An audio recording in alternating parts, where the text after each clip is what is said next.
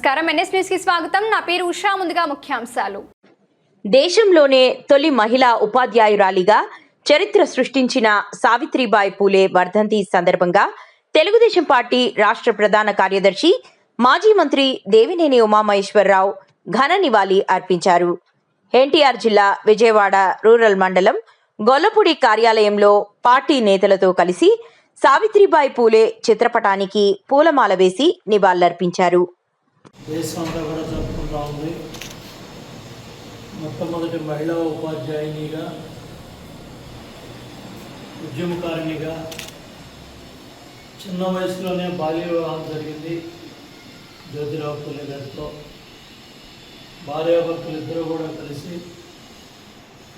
మరి పూలే గారు ఆమె విద్య నేర్పడమే కాకుండా బాలికల విద్యాలయం పెట్టించి ఆ రోజు అక్కడున్న వర్గాల మీద పోరాటం చేస్తూ కులతత్వం కానీ, అంటరానితనం కానీ, అస్పృశ్యత కానీ, మహిళా విద్య పట్ల మరి అడ్డం పడే వాళ్ళందరినీ కూడా వ్యతిరేకించి మరి భార్యాభర్తలు ఇద్దరు ఎన్నో ఇబ్బందులను ఎదుర్కొని పాఠశాలకు వెళ్తూ ఉంటే కూడా వాళ్ళ మీద దాడులు జరిగినా కూడా, భౌతిక దాడులు, రకరకాల దాడులు జరిగినా కట్టుకొని 20 పాఠశాలలో, 70 పాఠశాలలో, 100 పాఠశాలలో చేసి విద్యాభివృద్ధికి, మహిళల విద్య పట్ల, సమాజ అభ్యున్నతి కోసం మరి జీవితాన్ని త్యాగం చేసిన మహిళామూర్తి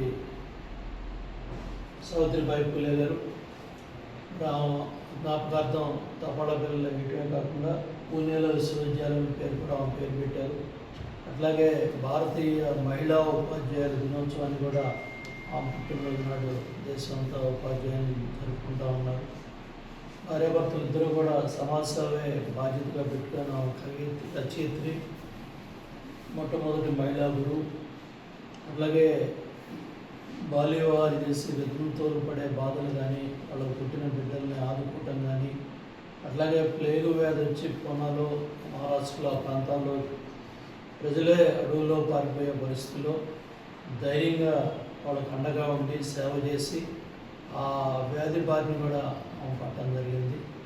ఎన్నో ఇబ్బందులు, ఎన్నో కుటుంబం మరి పిల్లలు లేకపోయినా దత్తత తీసుకొని పిల్లవాడిని పెంచడం, అట్లాగే మహిళల విద్య పట్ల, సమాజం పట్ల బాధ్యతగా వాళ్ళ జీవితాలను త్యాగం చేసిన త్యాగమూర్తులు మహాత్మా జ్యోతిరావు పూలే గారు, అట్లాగే సావిత్రిబాయి పూలే గారు. వీళ్ళ జీవితాలను ఆదర్శంగా తీసుకొని స్వతంత్రం రాకముందే 100 సంవత్సరాల క్రితం వీళ్ళ మహాత్మాగా పిలువబడ్డ కుటుంబం వీళ్ళని ఆదర్శంగా తీసుకుని అందరూ కూడా వాళ్ళ అడుగుజాడలో నడవాలని ఆ మహిళామూర్తికి అందరూ కూడా ధన్యవాదాలు.